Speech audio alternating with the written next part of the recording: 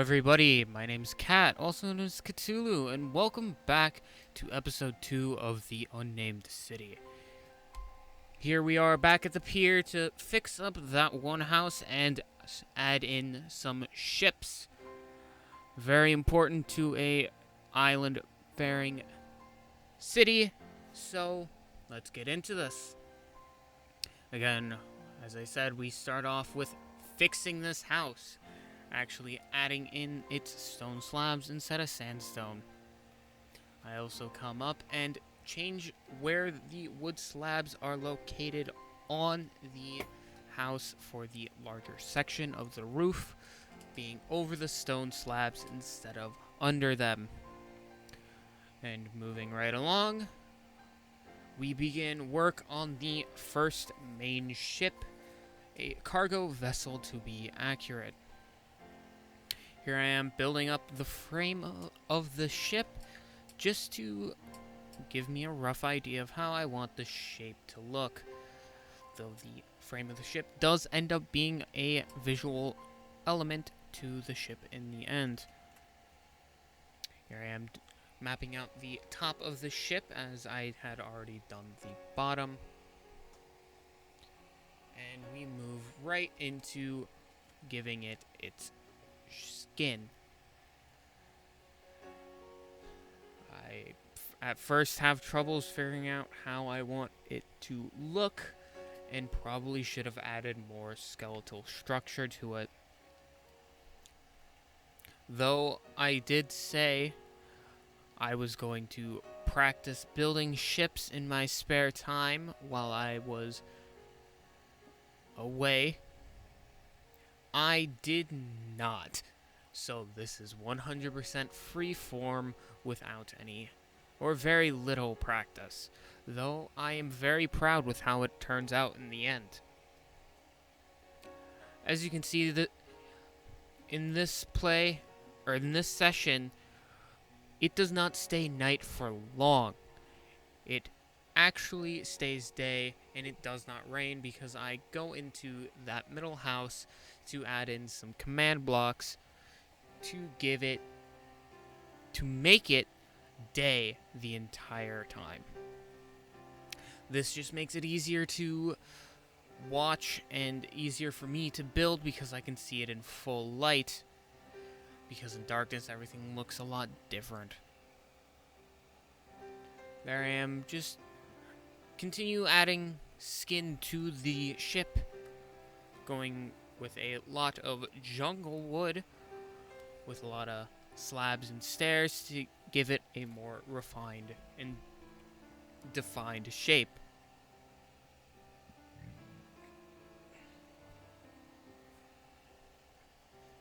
Here I am just finishing up the right side of the ship so I can begin mirroring it to the left. As you see here in a moment, I have a relatively difficult time mirroring the back of the ship. It was surprising how hard I made that shape, so I ended up going over, giving it time, thinking about it, and going over the rest of it before going back to the back. I spent a lot of time underwater during this build because of this surprising amount I did manage to fit underwater. There I am just trying to mirror up the back, which I had very much a lot of trouble with. So I begin adding in the rest of the left side of the ship just to give it its full body. Though it is nowhere near close to done because we still have lots more to add on. As you notice, I did not empty the water out of the ship. That is because you will not see it in the final build. Though now that I've told you this, you are going to hate me. Because I know it's there. And it's gonna stay there until I begin the interiors. There I am, finishing up the left side of the ship before I start on with a few minor adjustments. As I go up, I decide that, well, I screwed up. But I add in a jungle perimeter around the oak and decided it did not look great. So I went in, changed it out for dark oak, which made it look much, much better. There I am, adding the stairs onto the main deck of the ship. Can't get on it without stairs, and there I go with the start of the deck. I've always not liked filling in large spaces. It does not turn out well for my speed, but it's inevitable to do nonetheless. There I go, starting out with the main captain's quarters, trying to figure out what I want to do for the windows, then deciding to go with something simple, covering it with oak trapdoors and giving it a sun barrier made of dark oak.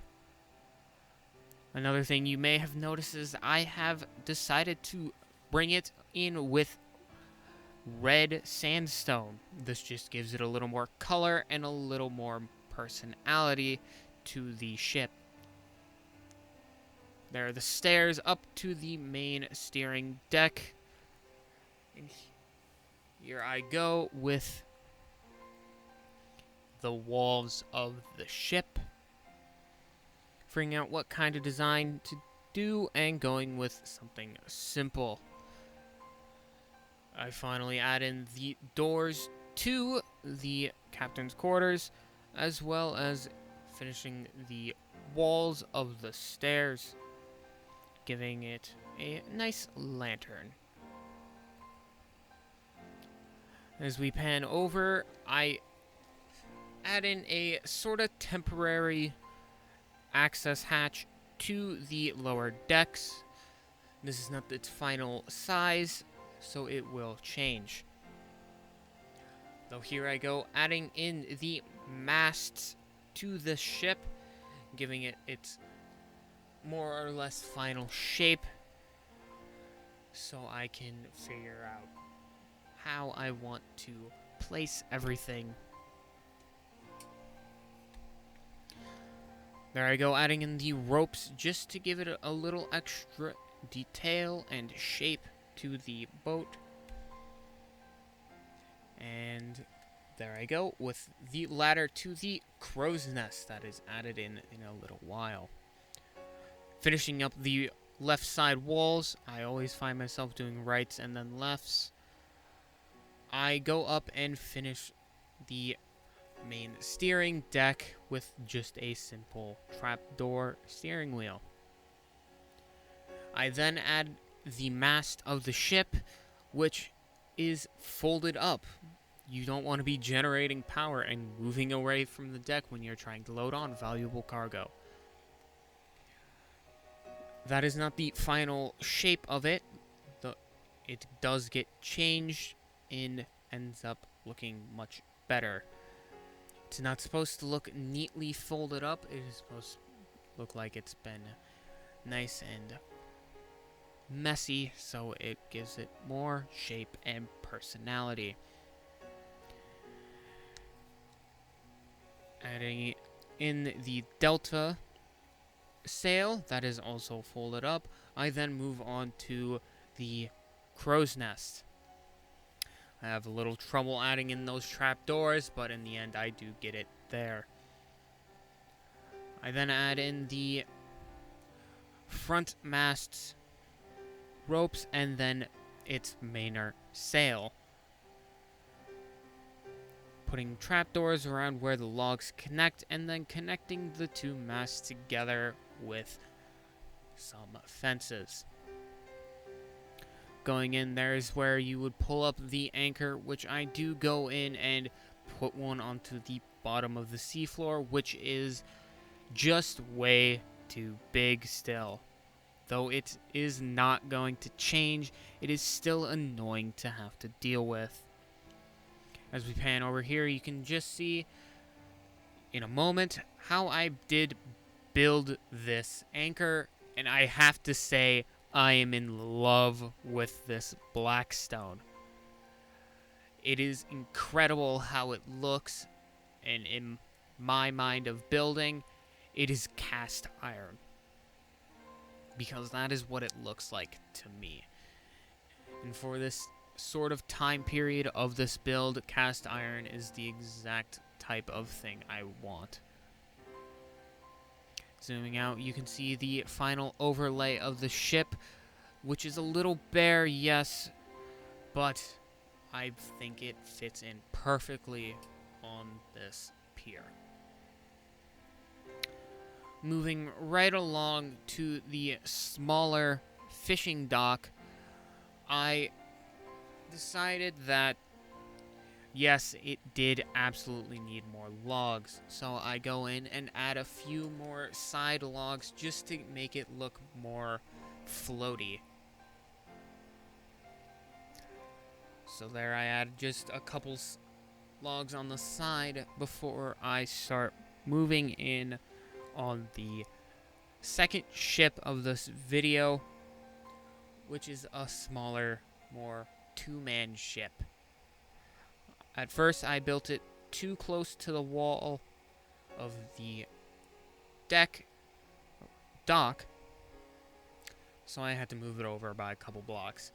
Just adding in the frame of it, I do a similar method of how I built it by just putting wooden blocks inside of the frame. This one took less time because it is much, much smaller.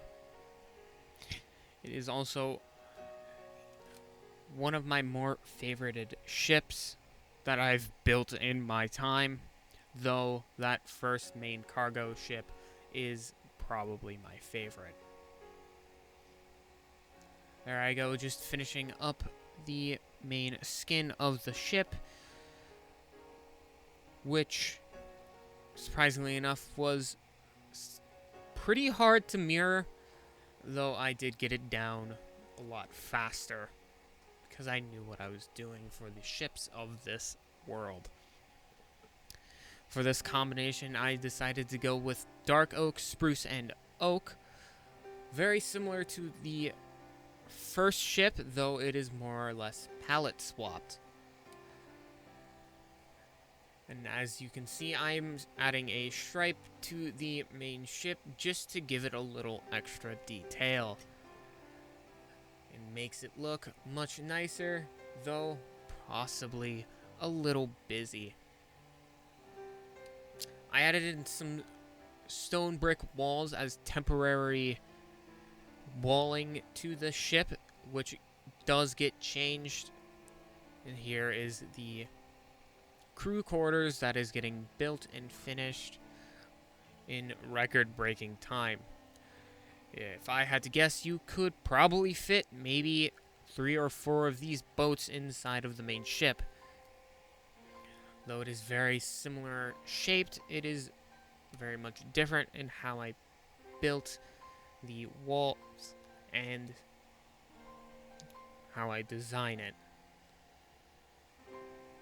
They look like they're from the same country, but from different people, which is exactly what I wanted.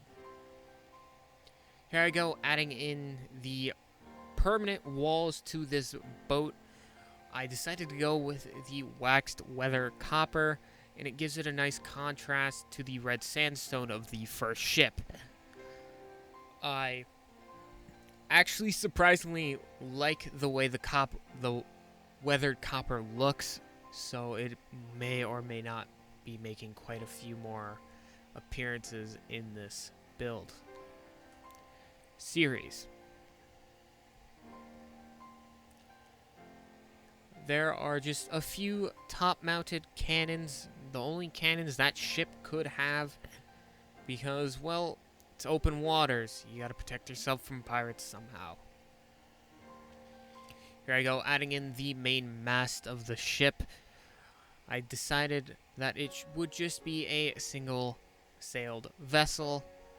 So in the end, I felt as if it did not need its delta. It is quite low to the ship, though that is because how else are you going to control it?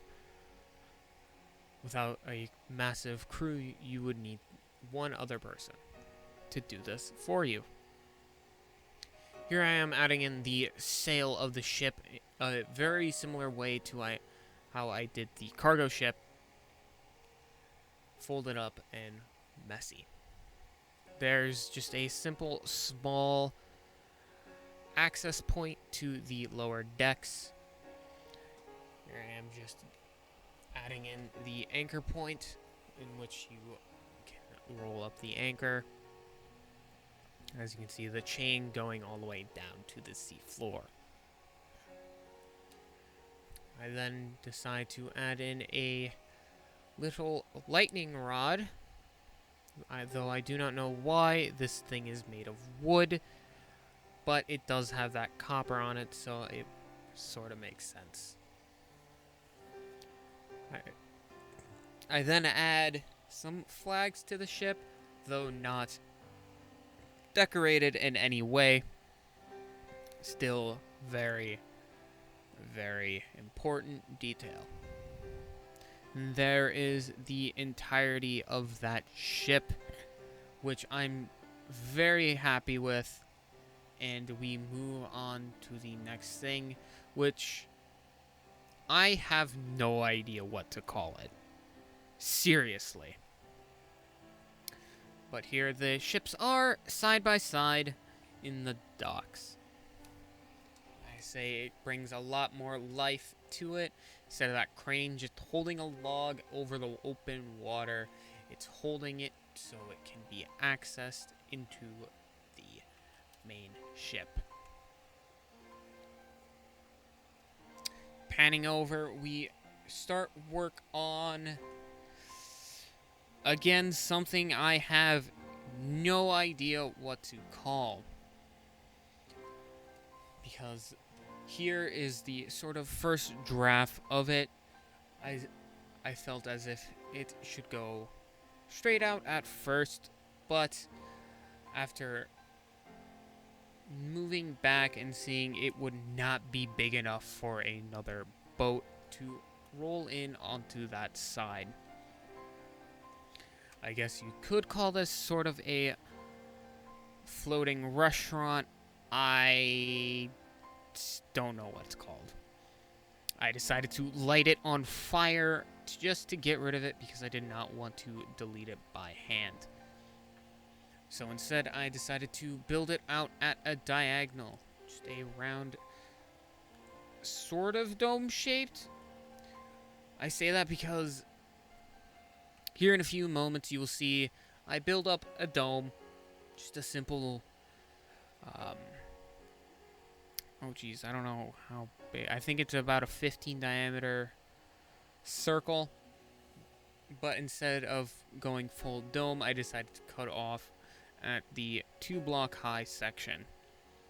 There I am adding in the floor of the building, which gets a strange add-on in the end. Giving the, we'll call it a restaurant, giving the restaurant its sort of frame, just so it looks a lot more sturdy. And here I'm just adding a little more shape and then a small skylight. Putting over some slabs around, I then go into the restaurant and decide that there should be a giant glass tube going into the water. Now, I must mind you that this was like built at like 2 p.m. I wasn't tired. I just decided, there's glass tube in the water now. So I added it. If you have any suggestions for that, please let me know, because I have no idea what to do with that. Because there's a lot of empty space still on this right side of the pier. Maybe I should add a departing boat. That's actually a good idea. I'm writing that down later. But here is the final bit of this build for the day. A start to a mountainside path onto the dock on the right side of it. I consider looking towards the island into the pier. That is the right side, the other is the left side. There I am, just copying the design of it through onto this side with a simple path up that will get used. Ah, bless me. And with that, that is the end of the episode. I thank you so much for watching, and if you have not seen the first episode, go right ahead and watch it. This series is definitely going to be one of my favorites that I'm doing, and in the next episode, we are going to be starting on the lighthouse and Bayside town. This will not be the main center of the city, which will be a few more episodes in before we get into mainland. But I have been Kat. Thank you very much for watching. And with that, I conclude episode 2. See you next episode.